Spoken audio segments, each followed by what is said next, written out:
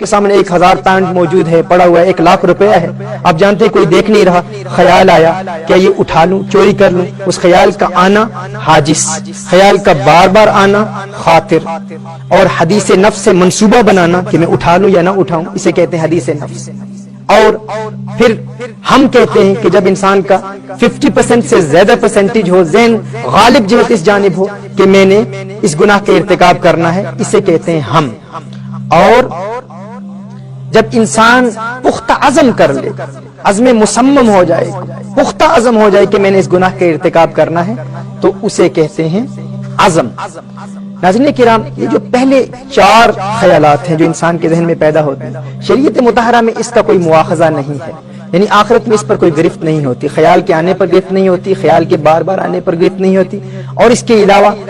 منصوبے بنانے پر بھی گرفت نہیں ہوتی، اور نہ ہی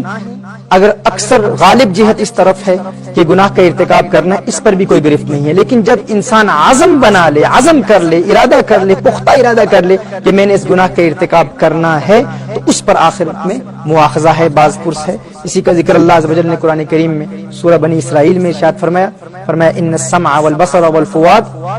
کل اولئک کان عنہ مسئولا، انسان کی آنکھ، انسان کے کان، انسان کی سماعت اور انسان کے دل، ان تمام پر آخرت میں مواخذہ ہوگا۔ اگرچہ انسان گناہ کا ارتکاب نہ بھی کرے، لیکن جب عزم کر لیتا ہے تو آخرت میں مواخذہ ہوگا۔ ناظرین کرام، توبہ پر استقامت حاصل کرنے کے لیے ہمارے لیے یہ جاننا نہایت ہی ضروری ہے کہ اگر یہ خیالات آئیں، جو ہی شیطان ہمارے عقل کے دروازے پر دستک دے تو فوراً ہم نے 5 کام کرنے ہیں۔ ان 5 امور کی جو بندہ عادت بنا لیتا ہے، اس کے خیالات پر شیطان کو قابو حاصل نہیں ہوتا، شیطان کو تحکم حاصل نہیں ہوتا، شیطان انسان کے خیالات پر کنٹرول نہیں کر پاتا۔ یعنی ان 5 قسم کے خیالات کو اگر ابتدا سے ہی ہم جڑ سے نکال پھینکیں تو شیطان ہمارے دل کے ان بند دروازوں کو، گناہوں کے وہ دروازے جو ہم بند کر چکے ہیں، ان کو ایک مرتبہ پھر اوپن کرنے میں کامیاب نہیں ہو سکتا۔ اور اگر ہم توبہ کر رہے ہیں اور اگر ابتدائی پہلے دروازے پر بھی محنت کر رہے ہیں، اور اس دوران بھی اگر شیطان بار بار اس دروازے پر دستک دے رہا ہے، بار بار ہمیں گناہوں کے ارتکاب کی جانب راغب کرنے کی کوشش کر رہا ہے، تو ان 5 خیالات کا یاد رکھنا، ان کو ذہن نشین کر لینا انتہائی ضروری ہے۔ اور اس کی ترتیب کیا ہے ناظرین کرام؟ جو ہی یہ پہلا خیال آئے، جس شخص کو ہر وقت اپنی سانس کے ذریعے اللہ اللہ کی صدائیں بلند کرنے کی عادت ہو، اسے کہتے ہیں ذکر پاس انفاس، یعنی جب انسان سانس لیتا ہے تو اپنی ناف سے اللہ اللہ کا ورد جاری رکھے۔ مثال کے طور پر جب سانس لیں،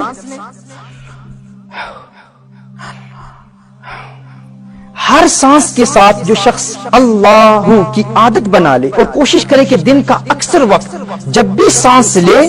جب بھی انہیل کرے، جب سانس لیتا ہے اللہ کا نام لے، اور باہر نکالے تو ہو کی صدا بلند ہو۔ جس شخص کو اس کی عادت ہو جائے، اس کے ذہن پر شیطان کنٹرول حاصل نہیں کر پاتا۔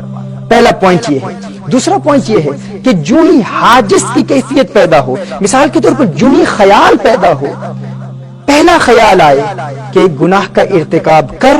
یا فقط خیال آئے کہ گناہ کا موقع ہے تو گناہ کر سکتا ہے، تو اس خیال کے آنے پر فوراً توبہ کی 4 شرائط کے ساتھ توبہ کر لے۔ اگرچہ گناہ کا ارتکاب نہیں ہوا، جس طرح میں نے ابتدا میں بیان کیا تھا کہ اگر انسان گناہ کرتا نہیں ہے، بغیر گناہ کے توبہ کی 4 شرائط کے ساتھ توبہ کر لیتا ہے، تو یہ تقویٰ ہے، پرہیزگاری ہے۔ جو ہی وہ خیال آیا فوراً توبہ کی 4 شرائط کے ساتھ توبہ کر لے۔ اس کے بعد فوراً یہ کہے یا مقلب القلوب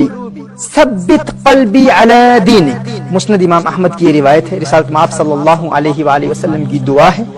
یا مقلب القلوب، یہ لکھ لیجئے گا، یا مقلب القلوب ثبت قلبی علی دینک، ہے دلوں کے پھیرنے والے، میرے دل کو اپنے دین پر قائم رکھ۔ اس کا تکرار ہو، اس ورد کو جاری کیا جائے۔ نمبر 4، درود شریف کی کثرت شروع ہو جائے۔ رسالت میں آپ صلی اللہ علیہ وسلم کی بارگاہ میں درود و سلام کے پھول نشاور کریں۔ الصلاۃ والسلام علیک یا سیدی یا رسول اللہ، اللہم صلی علی سیدنا مولانا محمد وعلی آل محمد کما صلیت علی ابراہیم وعلی آل ابراہیم انک حمید مجید۔ بار بار درود پڑھیں، درود شریف پڑھیں، یعنی جو ہی خیال آئے تو درود شریف کی بھی کثرت ہو۔ Point number 4۔ پوائنٹ نمبر 5، لا حول ولا قوة الا باللہ العلی العظیم، اس کی کثرت کرتے ہیں۔ اس حالت میں آپ صلی اللہ علیہ وسلم نے ارشاد فرمایا، صحیح بخاری اور صحیح مسلم کی حدیث ہے، عن ابی موسیٰ رضی اللہ تعالی عنہ ان النبی صلی اللہ علیہ وسلم قال له قل لا حول ولا قوة الا باللہ فإنها کنز من کنوز الجنہ۔ حضور اکرم صلی اللہ علیہ وسلم نے ارشاد فرمایا حضرت ابی موسیٰ رضی اللہ تعالی عنہ کو کہ آپ کہیں پڑھیں لا حول ولا قوة الا باللہ، کیونکہ یہ جنت کے خزانوں میں سے ایک خزانہ ہے۔ ناظرین کرام، جو شخص ہر وقت حاجز کی اگر کیفیت پیدا ہوگی تو فوراً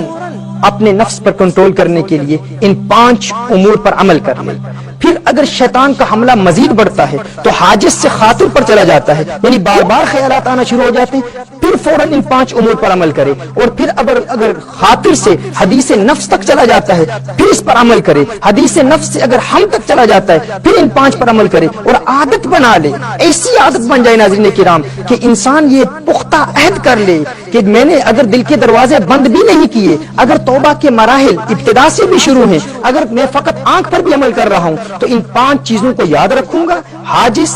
خاطر، حدیث نفس، ہم اور عزم، اور کبھی بھی شیطان کو عزم تک نہیں پہنچنے دوں گا۔ جب ہم یہ رکاوٹیں شیطان کی راہ میں کھڑی کر دیں گے، یہ obstacles، یہ hurdles کھڑی کر دیں گے تو شیطان اپنے حملوں میں کامیاب نہیں ہوگا۔